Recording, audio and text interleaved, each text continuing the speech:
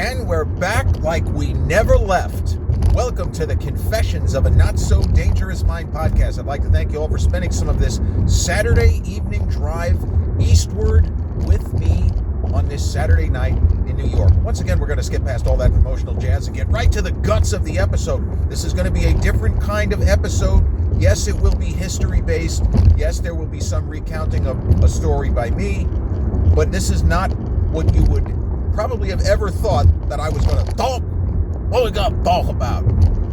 Well, not a particularly happy 30th anniversary, but a very compelling, almost impossible to believe that it all happened, true story that took place on the other side of the world this weekend 30 years ago. Now, some of you know of the difficulties of trying to climb mountains, like actual mountains, not, 2,000 feet in the air in upstate New York, Poconos, Catskills, but actual mountains which require a lot of technical climbing, where you're going through different types of terrain, and you have to have a whole shit ton of extra skills as opposed to just having good stamina, and it's just more like a long walk. It happens to be 16,000 feet, 3+ miles in the air. But climbing Mount Everest for generations upon generations, that's the holy grail of mountaineering. It was always considered the holy grail of mountaineering, and it wasn't until a Sherpa by the name of Tenzing Norgay, and I think he was British, Sir Edmund Hillary, managed to summit Mount Everest. It was about 1953 or 54. I don't have any idea how those guys did it, given the rudimentary equipment they were working with, the fact that there really wasn't much in the way of fixed ropes to help their ascent. But they did it, they figured it out, they summited it. And over the succeeding decades, more and more expert climbers kind of got into the business of teaching non-expert climbers the ins and outs of it, so that they too could, at least to some extent, mimic the expert climbers who've been doing this for decades in some cases, and make their own assault on the summit of Mount Everest. In 1996, or I should say by 1996, what I just said was big business. And you can argue, and there were debates at the time, and you could still debate the notion of paying one of the best mountaineers in the world obscene sums of money to try to get you to the top of Mount Everest. That's something that if a person had come up to me in 1995 and without me, well, you didn't really Google back then, but without me knowing anything, if somebody had said, what do you think of the idea of some of the best mountain climbers in the world, people who have in fact summited peaks like Mount Everest, K2, some of the other difficult ones. Kilimanjaro is kind of a long walk. That's not really that difficult of a peak technically. But if someone had said, what would you say to the idea of a person who's got more money maybe than he needs, paying one of the best mountain climbers in the world, let's just say $100,000 to try to get him to the top? I would have said that is obscene, that is completely batshit crazy, and people will die.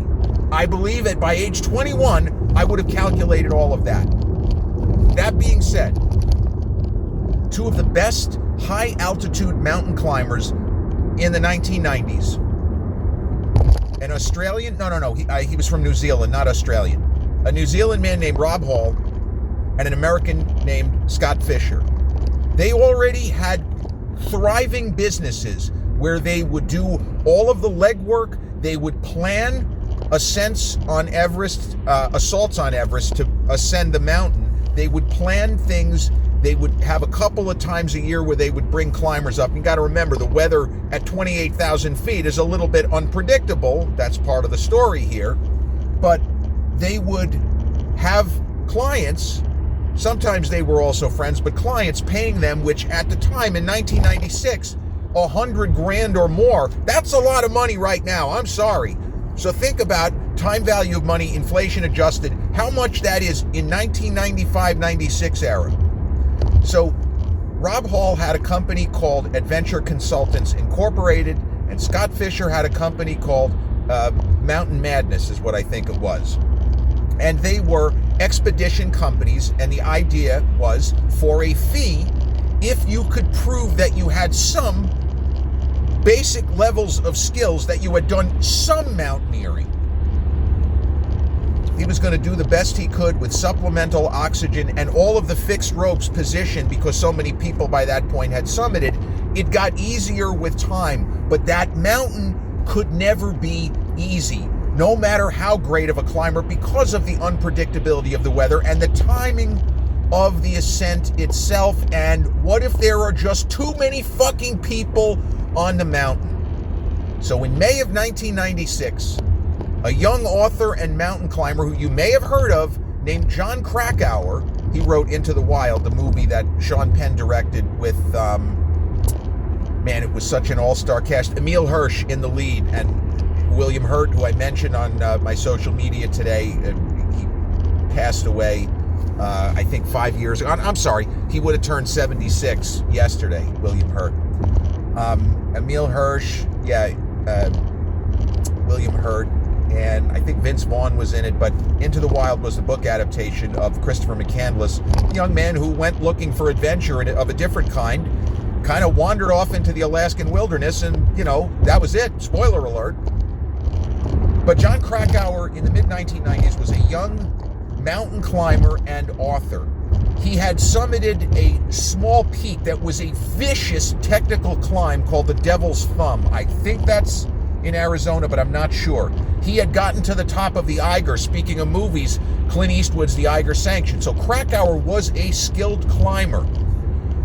He worked for a magazine I don't think is still publishing called Outside. That's the name of the magazine, Outside Magazine. I do remember that there was a cover with Gabrielle Reese, and it looked like, Gabrielle Reese became a star, but it looked like she was going to be even more of a name than she ended up being, or maybe I'm just looking at it differently 30 years later. But I do remember this Gabrielle Reese on a cover of Outside Magazine, and I think that particular issue had the story that I'm about to tell you in it. So Jon Krakauer was contracted by, I believe, Outside Magazine to tell a story of what it's like for a decent climber, a good climber like himself. I don't think he paid the fee. I think the magazine paid the fee, or the powers that be that he was working for paid the $100,000. What is this okay, what they're all doing? Taking normal people to the summit, or trying to. Isn't this a recipe for disaster? These were all the things that were talked about before Krakauer gave the money to Adventure Consultants, Rob Hall's group, and they figured out what time of year they were going to try to summit sometime in the middle of May of 1996, and let's fucking go. So Krakauer went through this harrowing, this horrendous ordeal where people died on the mountain. So many different things went wrong. It's a miracle more people didn't die, and you could argue that Krakauer was very lucky to escape with his life. When he came back, he wrote the article for Outside Magazine as intended, but it was so galvanizing, gut-wrenching, horrifying, in some cases inspirational and uplifting. Jon Krakauer turned it into a novel, one of the biggest-selling nonfiction books ever, Into Thin Air. It reads like fiction, and it is just so sick to think that almost everything that Krakauer wrote about happened. Now, there have been some discrepancies. Different people wrote books. They went up the south face of Everest. There were groups that were also going up the north face. We don't know if Krakauer's account is 100% what happened, because Krakauer presumably was dealing with oxygen deprivation sickness himself. But to the best of his recollection is the book Into Thin Air. And after the book came out, there was a TV movie, I think the following year. It's okay. The biggest name in that cast, I believe, is Christopher McDonald, and also Terry O'Quinn, of course, who later was on Lost. Great actor. Man, the stepfather in the 80s. What a terrific actor. The TV movie is decent. It's not great. And Krakauer's book just tore it up. It sold so many copies, and Hollywood wanted to do a big budget version of it. They wanted to do some kind of a thing where they were going to combine the book with IMAX, and they shot all of this footage because there was an IMAX Everest movie, but that ended up not working out. The closest that we're ever going to get to a version of Krakauer's story, and probably pretty close to what happened on the mountain, is the 2015 film Everest with Jason Clarke as Rob Hall and Jake Gyllenhaal as Scott Fisher. And a pivotal character, a real guy, I say characters, but these are real people, a man by the name of Beck Weathers, played by Josh Brolin in the movie Everest. But to back up to what happened on the mountain, Jon Krakauer was somebody who was an experienced climber, and he understood that you can't just climb to the top right away. You have to condition your body, your mind, and your lungs, because if it's 28,000 feet up, base camp might be 17 or 18,000 feet up. Base camp is already more than 3 miles up. And the way that Krakauer described it, when his group, led by Rob Hall, and there were other people in the group, there was a guy named Andy Harris, I think his name was actually Harold, but he went by Andy, and Beck Weathers, and there was an NBC reporter and kind of a society lady named Sandy Hill Pittman at the time, who worked for NBC. And a little bit of a groundbreaking note. Early in the climb, Sandy Hill was filing dispatches that I believe were aired on the Today Show, the old Today Show with Brian Gumbel and, was it Jane Pauley? I think it was Brian Gumbel and Jane Pauley back then. But, I mean, that's beside the point. But that was the first time that satellite technology had advanced to the point where you could do that. She's somewhere on the mountain, and they're getting the satellite in the studio. It's very quaint now, but this was one of the first times that something like this was done at the level of quality that it was. So the way Jon Krakauer tells the story of why you go to base camp, why you don't simply climb the fucking mountain. Hey, you've got supplemental oxygen. Why would you keep going up and coming back? Because you have to condition your body and your mind in every sense. So the way he explained it, when they first got to base camp with Rob Hall's group, and Scott Fisher's group got to base camp around the same time. I don't remember the name of the other climbers that Scott Fisher had. Rob Hall and Scott Fisher were not really what you would call friends, but they were professional acquaintances who respected one another. They were not enemies. And the Everest movie, which I saw, it gets into the fact that they may have been rivals, but only rivals from the financial perspective, and each guy thinking that he had the best idea of how to go about climbing the mountain with people who were not professional, lifelong climbers. So at base camp, let's say it's 17,000+ feet up. When Krakauer got there, within a couple of minutes, he thought he was going to pass out, even as an experienced climber, because he wasn't used to this altitude. Rob Hall and Scott Fisher and some of the other elite climbers, there was a Russian named Anatoly Bukriev who was up there with them. And of course, there were Sherpas. Those were local indigenous people. They live at 10,000 feet or more in the air. So it's easy enough for them to hang out at base camp. But what Rob Hall said was, by the beginning of the second day at base camp, my body was acclimatizing to the altitude. And now the human body does not have unlimited capacity to acclimatize. But the fact that he went from thinking he was going to pass out, and I hope somebody catches me when I fall, to feeling okay, the body is a wondrous machine. We know this, but this is an example of that. This is a really good example of that. So Rob Hall's team and Scott Fisher's team, they try to figure out, if they get to a point where they can summit, how are we going to do this? Because there's an awful lot of other people on a fucking mountain on this side of the mountain. That proved to be a massive problem, because there literally was a logjam of people at various points of the climb. The Khumbu Icefall, there were all these different areas where it was technically some pretty serious shit that they were doing. They start the ascent. They go up to about 22,000 feet. They return to base camp. They go up a little further the next time they come back to base camp. And what Krakauer says in his book is that each time we returned to base camp, I felt better and better. The air at 18,000 feet, which made me faint when we first got there, now felt as if it was bursting with oxygen. This is how he describes it in Into Thin Air. And then there's a moment that he discusses. It takes you by surprise, but it's something that sticks with me. And when I think about the book and this, I think about, actually, there's two stories. And he tells them very close in the book. So at one of the times when they were not yet summiting, but they were going up to make another return to base camp to kind of fortify, Krakauer saw what appeared to be boots sticking out of the snow. And he realized it was most likely an Italian climber who made it about 23,000 feet, and it appears that he was caved in by either a rock slide or some kind of an avalanche in an area that it's not really known, but that appears to be what happened.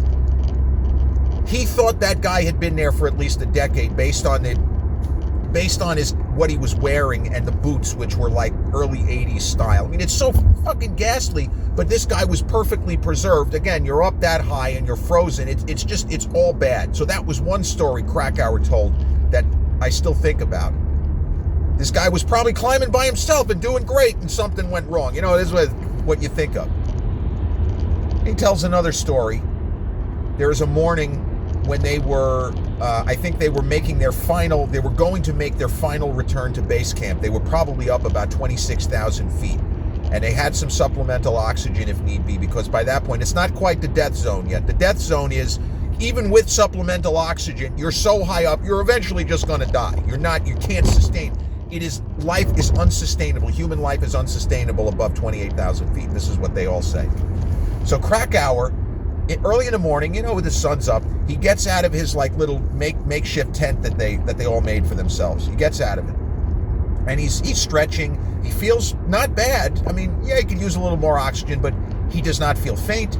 He is not woozy or anything. But he was told by Rob Hall, just keep your crampons on, meaning the boots that kind of affix to the ice. You never know what stupid stuff might go on up here. Just keep your crampons on. If you're going to go out of your tent, put your crampons on. Okay.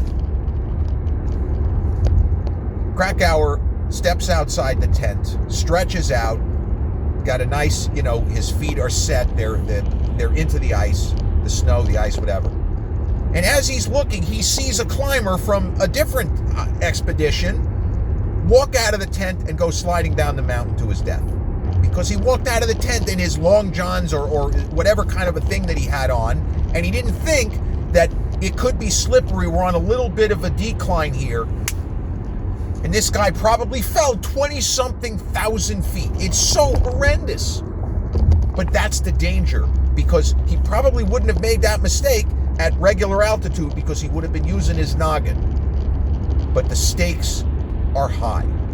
So you get to, I don't think it could have been May 12th or May 13th, but I feel like it was a little bit later.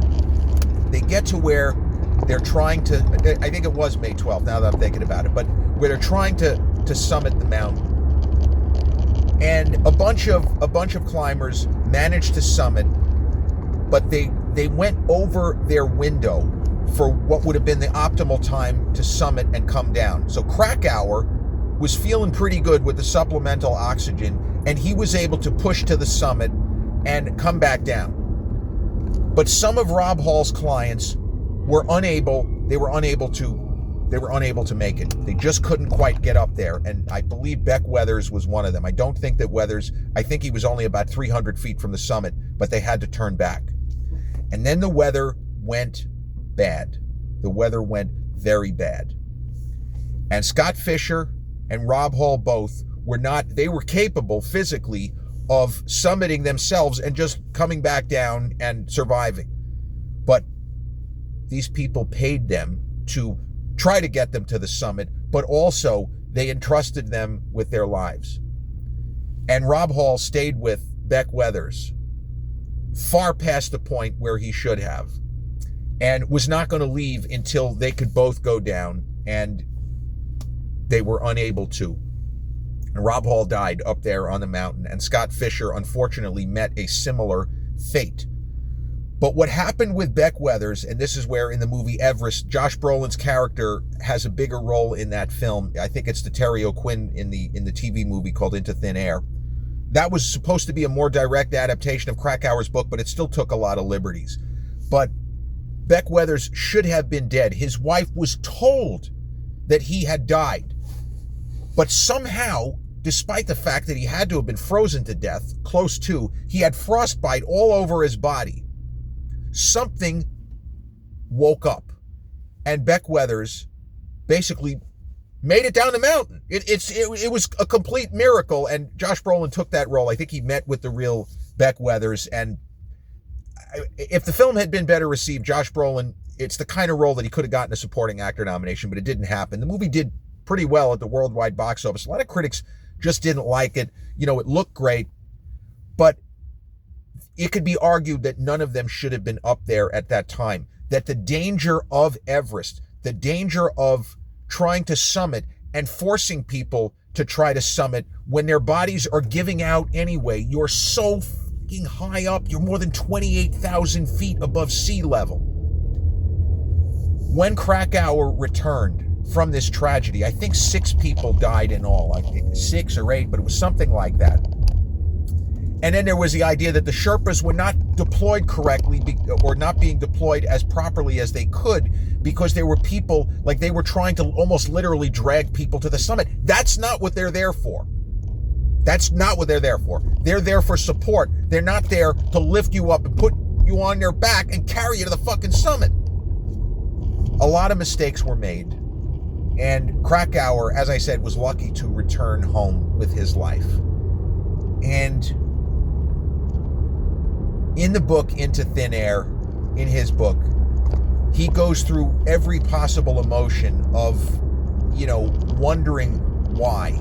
Why do people climb a mountain in the first place? Because it's there. Because there is something about achievement just for the sake of achievement. And the thing with Beck Weathers, some of the people on the expedition had a lot of money. And I don't care who you are, $100,000 in 1995, 96. That's a lot of money for almost anybody. Beck Weathers did not have unlimited funds. He put what could have been a significant retirement nest egg, he put it in this. That's how motivated he was to get to the summit. And he didn't get to the summit, but he didn't die. Because there's a version of it where Hall drags him to the summit, and then they both die instead of just Rob Hall, which was tragic. His wife was pregnant. Keira Knightley plays the wife in the movie, and man, it's all so depressing. But the idea of the commercialization of Mount Everest, the fact that somebody had to think of it in the first place, of what if we charge certain fees and we make sure that a prospective climber has enough experience where with our guidance we could get them to the top. And I think that it's still, you know, it still goes on, and they've managed to make it safer, but it can't ever be safe because of the unpredictability of that mountain, the weather patterns, and the fact that people can just die up there in the death zone. They don't call it that to be funny or to try to scare people. It's really what it is. I saw a story that popped up on my phone about Beck Weathers. That's what got me thinking about this. And I will say, Into Thin Air it might be the best book I've ever read. Krakauer's, his prose style, and the fact that you know that almost all of it happened pretty much as he tells it. He felt the movie Everest took liberties, and it didn't really portray him as accurately as they could have, and he was a little bit ticked off. He was hoping that when they were doing this stuff on Mount Everest, because they shot IMAX footage, which was originally going to go into the movie, they were trying to mount a production throughout the 2000s. They just weren't able to get it going. There was an idea at one point, I think Will Smith somehow was involved. I don't know how that would have worked, but it just didn't happen. But that book is an extraordinary read, and it's the sort of true story. It's not true crime, but it reads like an edge-of-your-seat thriller. because even if you know what happened, you just can't believe what you're reading. And then, you watch the movie Everest, you can't believe what you're seeing. There are so many ways, well, this didn't have to happen, if only this, but it all happened. And it'll be the 30th anniversary of the disaster in May, and it's something I think about. I've always been fascinated by the idea of mountain climbing, by the idea of trying to push yourself beyond the rational limits of pain and endurance. But for sure, endurance. How much control do you have over your tired, protesting, barely receptive body when you're running out of air? Can you keep moving? And at what point can the human body simply not take anymore? And all of these things you think about when you read Krakauer's book, and when you ponder this terrible true story of this expedition gone wrong in May of 1996, just commonly known as the 1996 Mount Everest disaster. So that's really what I wanted to talk about, a little bit of history and my experience reading the book, and hoping that they were going to be able to do the movie with IMAX. A famous high altitude climber named Ed Viesturs, who actually was on the mountain at the time of this disaster. He summited before anybody else, and he was part of the rescue effort going forward to try to save as many of the climbers as they could. But just such an amazing, sad, and somehow uplifting true story. As much as it's a cliche to talk about the human spirit, it's still there in this horrendous run out that was experienced by all of these different people. And two of the greatest climbers who ever lived, Rob Hall and Scott Fisher, who unfortunately did not make it back alive. So I'll skip the extended wrap up. I hope you have a great rest of your Saturday evening, and I hope that you found this somewhat unconventional episode informative and enlightening. Peace.